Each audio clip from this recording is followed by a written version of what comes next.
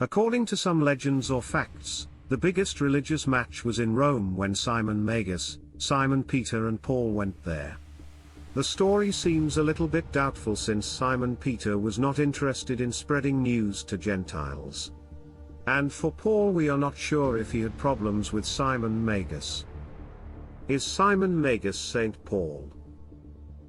Some scholars claim that Simon Magus is Paul, and the church tried to erase this by inventing a second character as Simon Magus. In the Pseudo-Clementine literature, Simon Magus is depicted in ways that resemble Paul.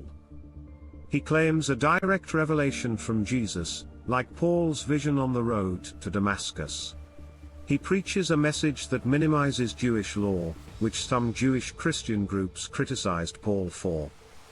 He clashes with Peter, much like Paul had disagreements with Peter over the role of the law, Galatians 2:11-14. Simon Magus and Jesus magic comparison. Simon was the hate object of early Christianity.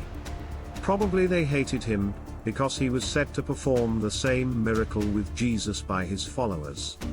The Samaritans worshipped him as the Great One, a god. So then how will early church fathers differentiate between good miracles and evil magic? They rumored that Simon used semen or menstrual blood in his incantations. Connotations of semen and menstrual blood were seen by early Christians as vile, especially in contrast to Jesus' application of his own saliva to the eyes and ears to cure the blind and deaf, which was holy and clean, because Jesus was God's Son, or so the argument went. Samaritans' brief probable history.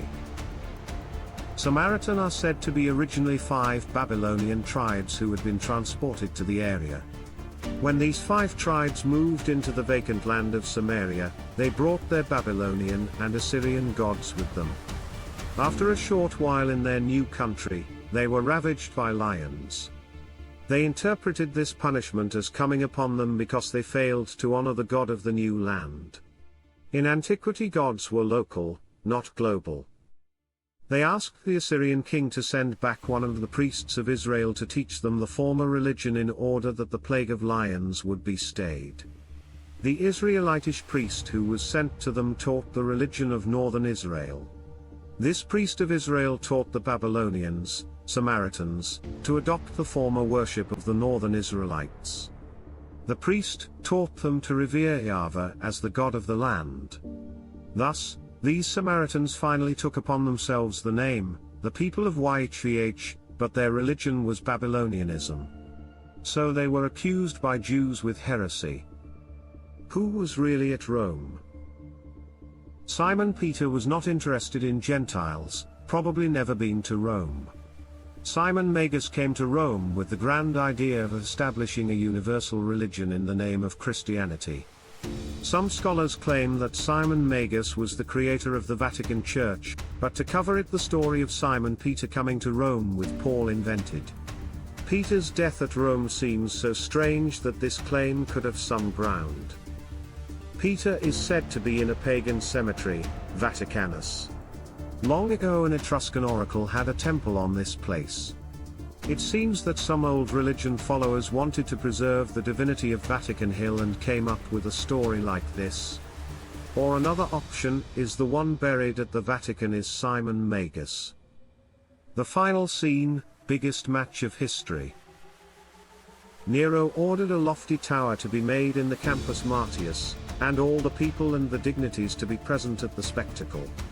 And on the following day, all the multitude having come together, Nero ordered Peter and Paul to be present, to whom also Nero said, "Now the truth has to be made manifest." Peter and Paul said, "We do not expose him, but our Lord Jesus Christ, the Son of God, whom he has falsely declared himself to be."